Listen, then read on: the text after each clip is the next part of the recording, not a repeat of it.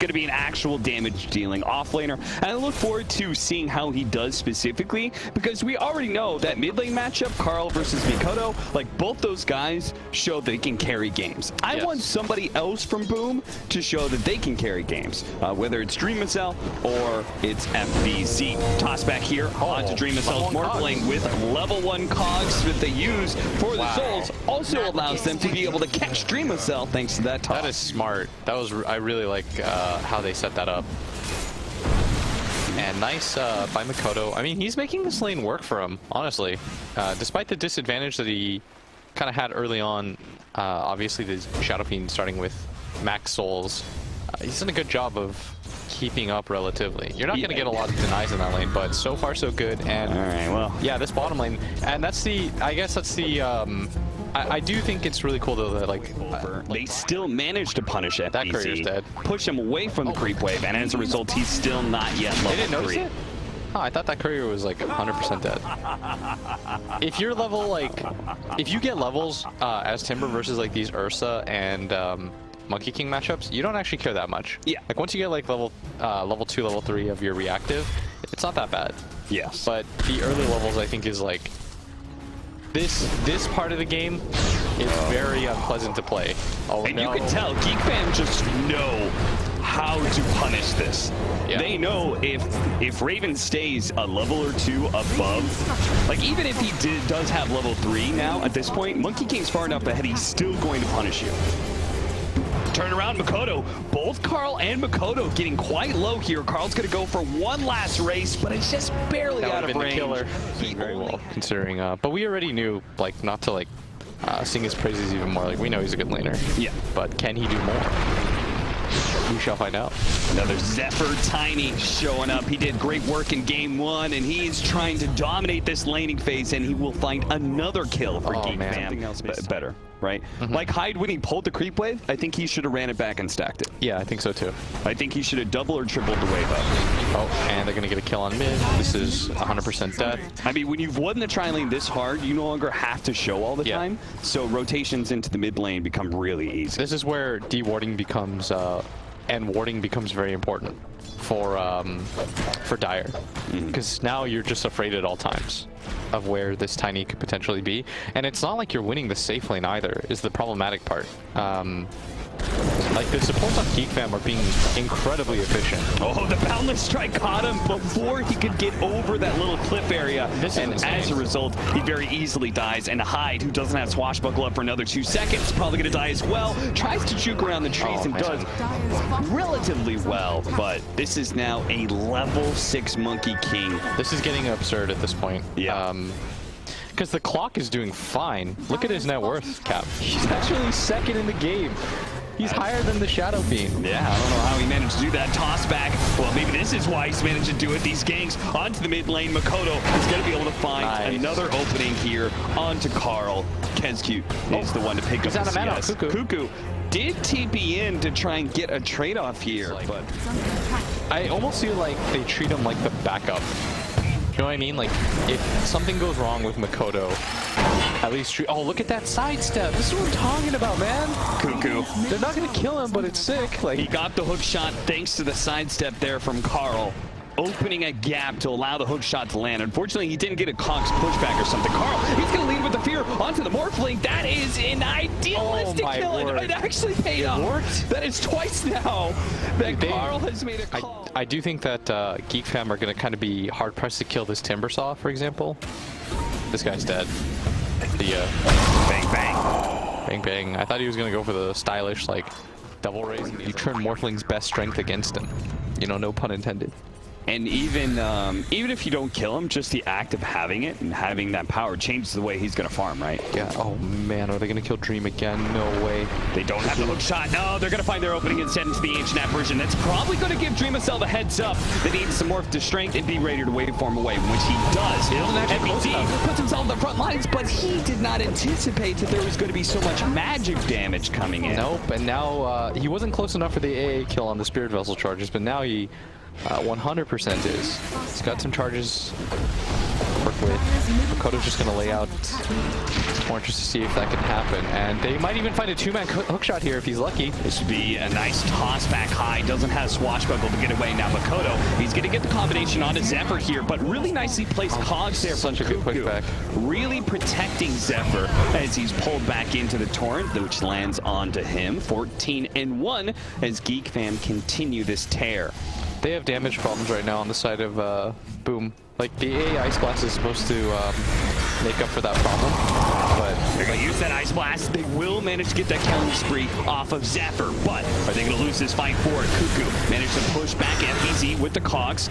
Does jump away to the side here thanks to the this looks okay for them right now. Yeah, if they can catch me. So you just see dudes like go in even in unsavable situations, and I think GeekFam is very good about just cutting their losses.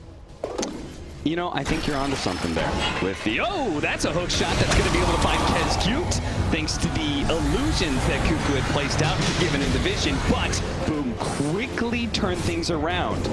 You cannot play this way anymore if you're GeekFam. They're like still tournament organizers that are like putting stuff together. And that's like what you need to foster a scene, right? No matter.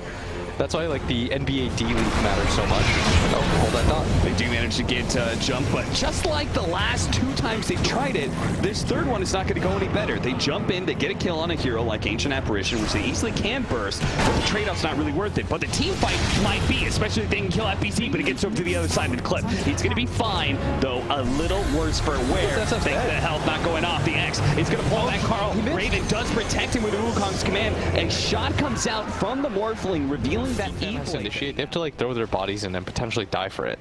And Boom does not have that issue, I would say.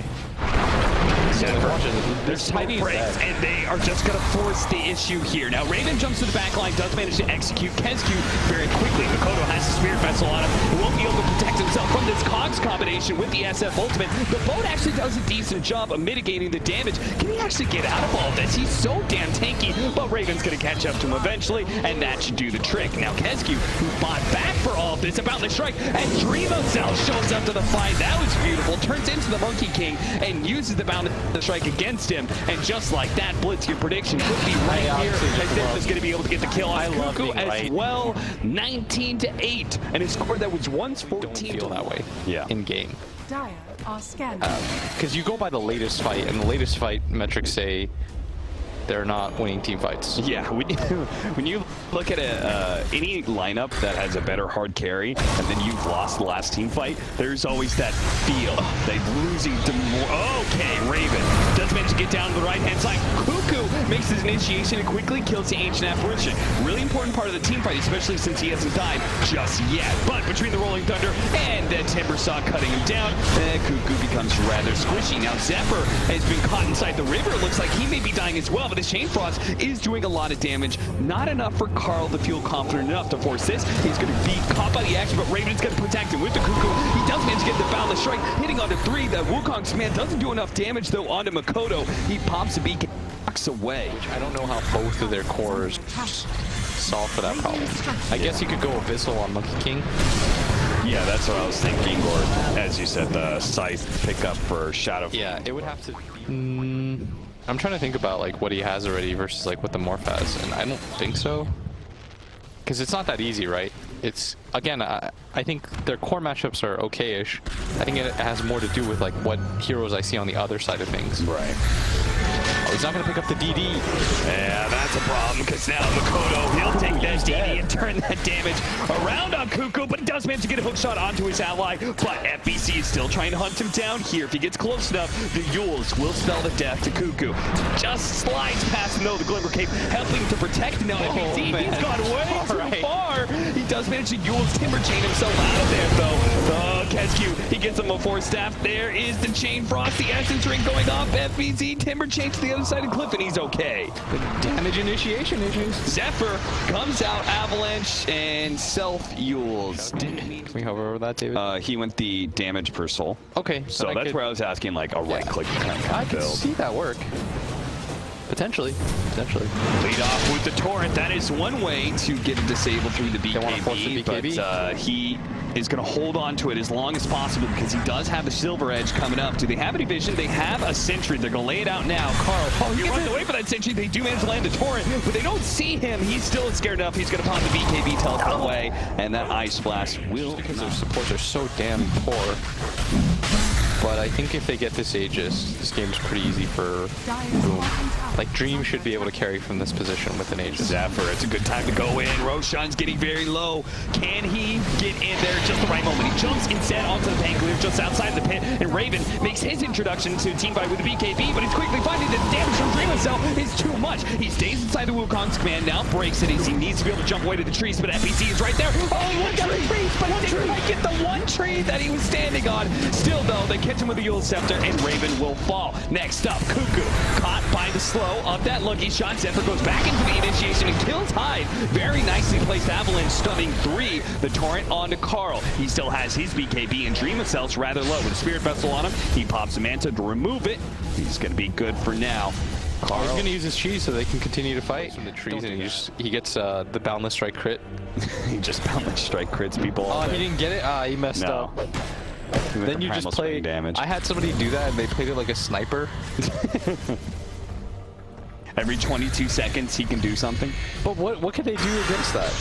Oh, well, they're going to try to kill FBC, Ice Blast is coming in. They're going to try and surround him as best as possible. FBC, they're throwing every single ability that they have, and they do got him. He's already dead. Dreamcell jumps in the back line, but doesn't actually kill Whitemon here. His combination wasn't quite enough. Now it's been Spirit Vessel. He does have cheese as well as Manta. Removes the Spirit Vessel, does manage to eat the cheese, and Wakeboard's out of the cogs. He's going to be good for now, but they've still lost their and GeekFam, they're itching for more. They want to be able to take more team fights. Okay. Sadly, their initiation from Zephyr, not up until just now. They're going to be able to get the Yule Scepter onto the Ancient Apparition and toss it back onto Makoto. That's really big. He pops the BKB, decides it's time to just TP away. No, he cancels it, walks out. GeekFam, they can do this again. They can keep running this back all day. Zephyr is going to be able to get the Avalanche. Spirit Vessel onto Makoto, toss it back once again. The Ice Blast is coming in. Zephyr is going to die for this, but Makoto has been caught, wrangled in, the 2 cores dead from Boom, and let's add a support on top of that. That's a gem the additional